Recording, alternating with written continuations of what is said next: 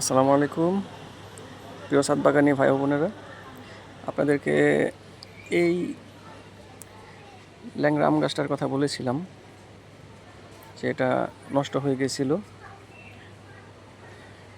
YouTube থেকে কিছু video দেখার পরে তাদের পরামর্শ অনুযায়ী সেভাবে রোপণ করেছিলাম।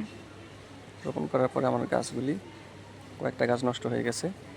এই যে এদিকে একটা কিউজাই গাছ আছে, এটা উঠায় ফেলে দিয়েছি, এটা একেবারে বাদ হয়ে গেছে। সেজন্য বলছিলাম আমার নিজের অভিজ্ঞতা থেকে, আমি প্র্যাকটিক্যালি নিজে প্রমাণিত। ইউটিউব থেকে প্রথমে আমি শুনেছিলাম আম গাছ নাইট্রোজেনযুক্ত খাবার পছন্দ করে না, পাতা মরে যায়, পাতা পুড়ে যায়। এসব কথা শোনার পরে আমি নাইট্রোজেনযুক্ত কোনো খাবারই দিইনি, মাটি ঠিক ওইভাবেই বানিয়ে যাতে নাইট্রোজেনের পরিমাণ কম থাকে, নাইট্রোজেন থাকি না, সেইভাবে মাটি বানিয়ে আমি লাগিয়েছিলাম। বন্ধুরা, আমার সব করা গাছ নষ্ট হয়েছে। এখন দেখেন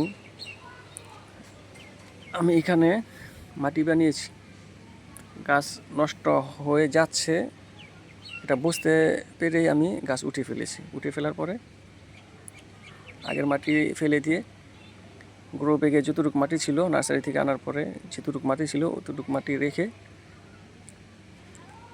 আমি নতুন করে মাটি বানিয়েছি। দেখুন 60% গোবর সার আছে এখানে, 60% গোবর সার আছে, 40% আপনার এঁটেল মাটি আছে। দোআঁশ মাটি, বেলে মাটি ব্যবহার করিনি, যেহেতু আম গাছ আপনার এঁটেল মাটি পছন্দ করে। সেই সাথে সাথে এই যে দেখেন গোবরে প্রচুর পরিমাণ নাইট্রোজেন থাকে। গাছ বেঁচে থাকার জন্য আপনার 17টি নিউট্রিয়েন্টস লাগে। এর মধ্যে গোবরের মধ্যে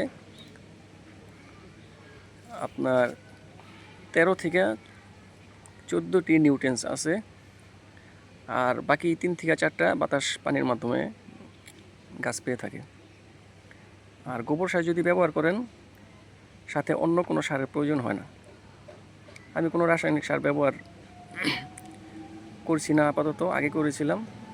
ওই কিছু ভিডিও দেখার পরে তাদের পরামর্শ অনুযায়ী রাসায়নিক সার ব্যবহার করেছিলাম।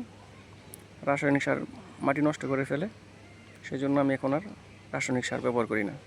গোবর সার দেখুন ভিউয়ার্স, সব গোবর সার। এই যে গোবর সার, এই যে গোবর সার,